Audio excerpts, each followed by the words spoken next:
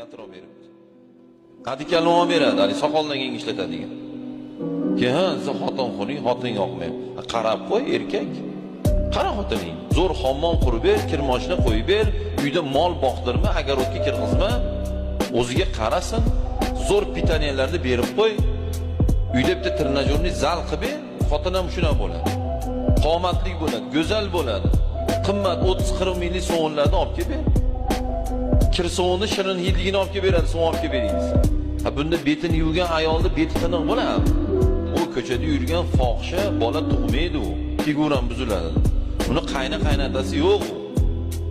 Yasanib yurganlarga ko'layishdan oldin ayolimiz yasantirib qo'yaylik.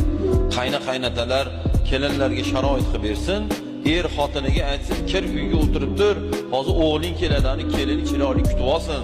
O'ziga qara, bir tabassum bilan kutib olsin deb, xotinimizni uyga olib kirib ketaylik. So'rida o'tiradi, bundan par chiqib pishillab, qani kelin bilan nima, kuyov o'g'lim hazlasharmikin. Bugun unutmaylik, mana shu narsani chetda o'tirgan qaynatalar xotinimizga yetkazib. Chetda o'tirgan kim xotiniga